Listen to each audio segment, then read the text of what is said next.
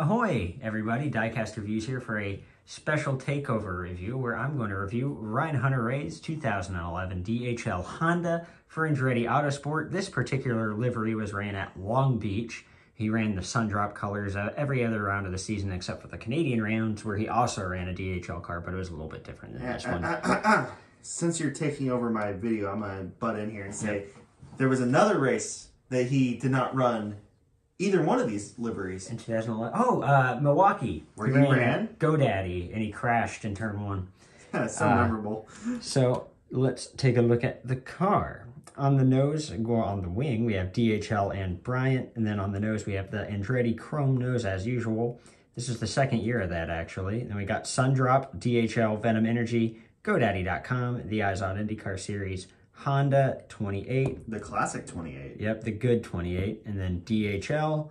Then on the side of the nose here, we got Exact Target, Airtran, Faro, and then One America on the end plate. On the tops of the mirrors, it looks like we have good old Siemens. Who doesn't love some good old Siemens? Exactly. And then all natural Snapple on the side of the cockpit there. We have the 2011 Ryan Hunter Ray helmet with, DHL.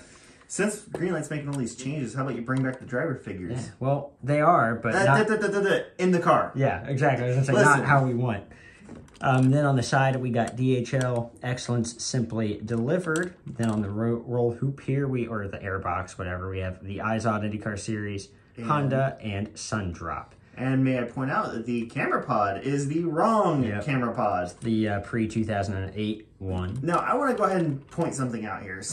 So in 2008 was the first year they went with the 360 camera style camera pod, and it was also coincidentally the first year that they kind of redid the architecture of the ass half of these cars to include the engine cover coming off, which this one does. Yep. And it does actually have the Honda Indy V8 logos both the right side up. But why could they have not just changed this to make it accurate? I don't know. I mean, they did on the 164s. That's the weird part, is they had two molds for the 164 with the updated kit.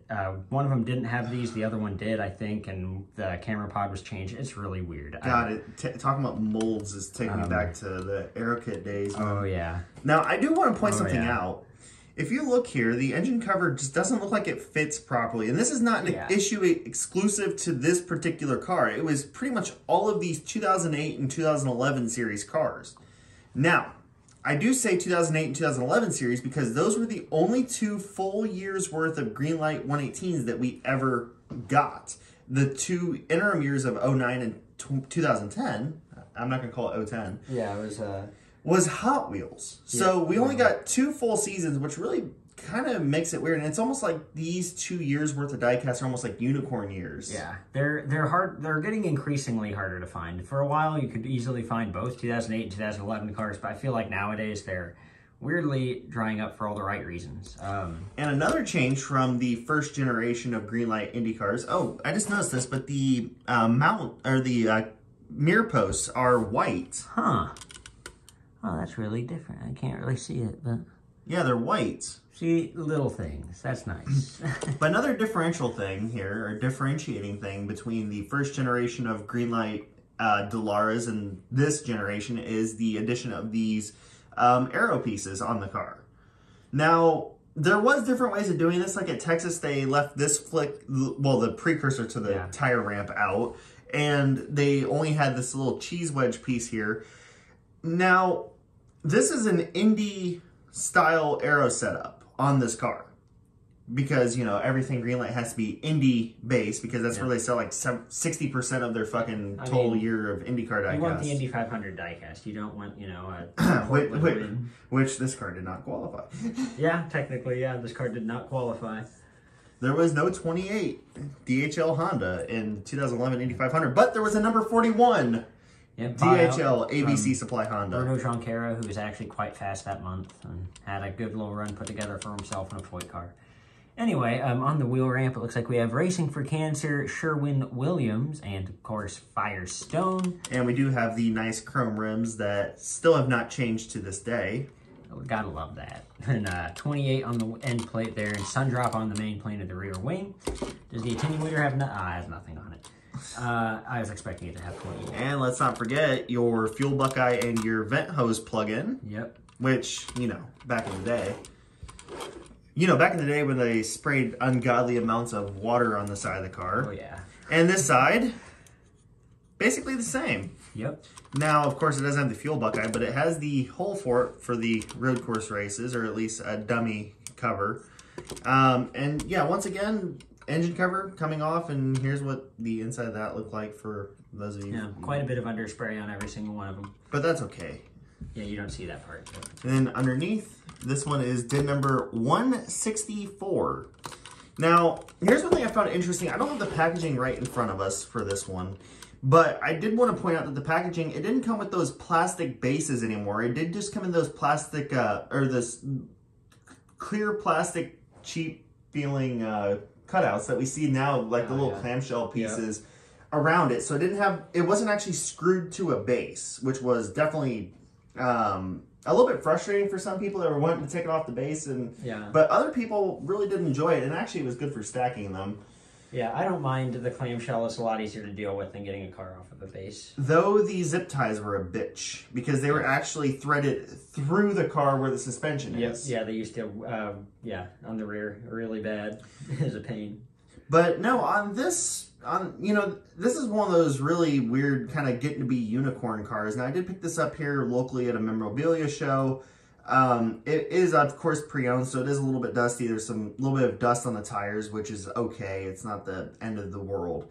But no, definitely it is kind of cool, and I picked it up at a decent price. Because, again, some of these are going in the upwards of 100, 120, or even more ballpark in terms of price, which is still overpaying.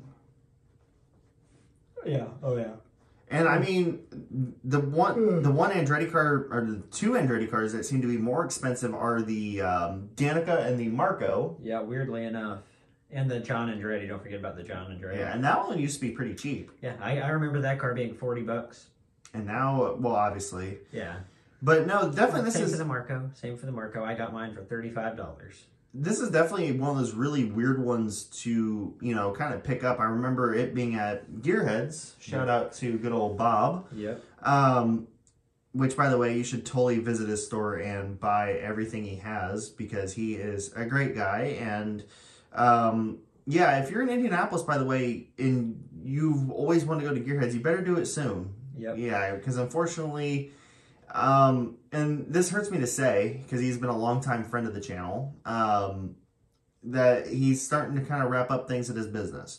But I remember when I first went there that he did have this car on sale, and it was, you know, at pretty much what it retailed for when it came out, but, you know, and I kind of kicked myself in the butt for not picking it up, but... No, it's really good because it's not really... It's kind of a classic DHL livery where it's not like overly red or anything. It's the right balance of red, white, and yellow. I think it worked that the Sundrop colors were, I mean, basically the same. Yeah, I mean, it was a little bit more white on the side pod, but yes. But yeah, no, fantastic car overall. I mean, great livery, and I mean, it obviously, you know, this was the only year that we got a IR 07, I should say, with the DHL livery on it. Yep. I mean, we were saying before we filmed this, it's disappointing we didn't get the Sundrop car, because that was the far superior car, and this car only ran once like this. But, I mean, you know, it's still kind of a throwback to a simpler time when Ryan Hunter-Reay was kind of nobody. Now, I kind of want... And yes, I am purposely extending I love Hunter-Reay now. I will put that out there just so I don't get flamed. The Red Baron. The Red Baron. Okay, so I do want to point this out as a kind of a filler to kind of get this over 10 minutes, because wink, wink. So listen, Greenlight, these cars used to retail for what? 45, 50 bucks, 55 bucks? 60, I think. But no, so they did retail for relatively cheap in comparison to what these things do now, and it's significantly heavier. We get a driver figure, and yes, engine detail. Oh, yeah. Worth mentioning, the bottom of the car is metal. Yes. Meanwhile, the new stuff you put out, yeah, no. It's cheap. It's not great. Now, it has improved over the aero kits. That's true. The aero kits were, when I picked up the first aero kit car, I thought it was going to float away. It was astonishing. But no, this, you know, I mean, it was cheaper. You had better features. Fantastic. Why can't we get that now? And yes, has Greenlight caved on pretty much everything I've asked them for to this point? Over time, yeah. Yes, we got a road course kit. We're actually getting driver figures next year, but not in the sense that I wanted. You know, we weren't clear enough on that one. Right. Whoops.